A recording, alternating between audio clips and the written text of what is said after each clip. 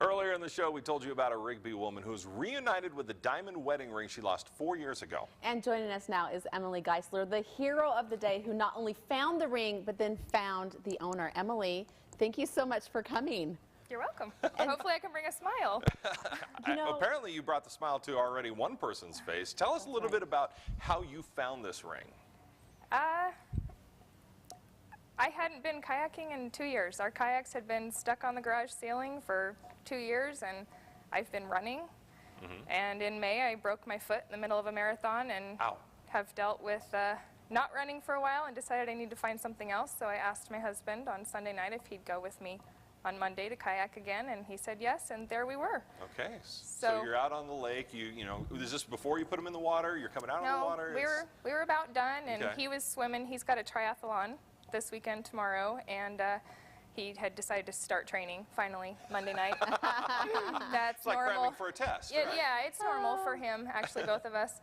So he's still swimming, and I went over to the shore just to practice some maneuvers for getting out of the kayak, because you're either going to look like a fool or pull a groin muscle, one of the two, if you don't know what you're doing. So I'm over there on the side, kind of just oar on the shore, stand up, sit down. I did it 3 or 4 times, and finally something caught my eye, and there's a ring there, and I'm looking around, you know, okay, is there a camera? Is someone watching me? It's not normal to find a wedding ring in there. No, and it was facing away from me. I mean, just like the picture, it was facing away. I just knew it was a ring, and I thought, okay, my husband's still swimming. If I don't take a picture of how I found it, it's going to be hard for him to believe me. You know, I wouldn't believe him. So I took a picture, picked it up, and that was it. Now, I love the story of how you found the owner of the ring, because I have to admit, if I found something like that, I wouldn't quite know what to do with it.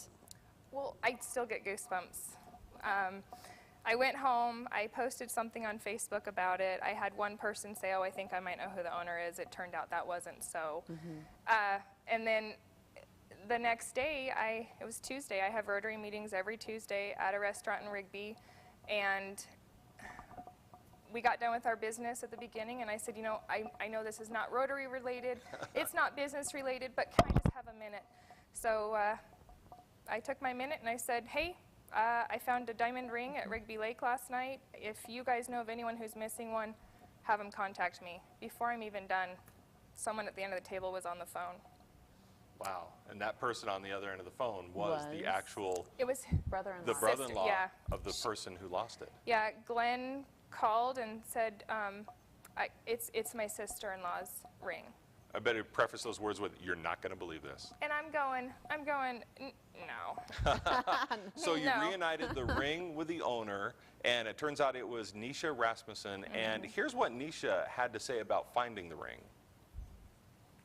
She is my hero. I am so appreciative to her, and mostly, like I said, that she's such a good person that she would look for, you know, take the time to look for the person who owned the ring, and anyway, so I'm just really appreciative and thankful to her.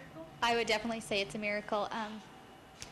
Some people might say it's a coincidence, but there's too many coincidences in the story to make it just a coincidence. It's definitely a miracle. And it was 4 years. 4 years had passed since she had lost it. What did she say to you when you gave her the ring? Well, I hadn't even given her the ring yet when I was able to tell her I had it. And then we met at the lake, and it was so neat because when she showed up at the lake that night for me to give it to her, she wasn't wearing her new one. She had no ring on her finger, and she was ready for it, and it fit her, and it was just so cool. It was a moment. It was. Emily, thank you for joining us, and thank you for being such a good person. I mean, some people might think, ooh, diamond ring.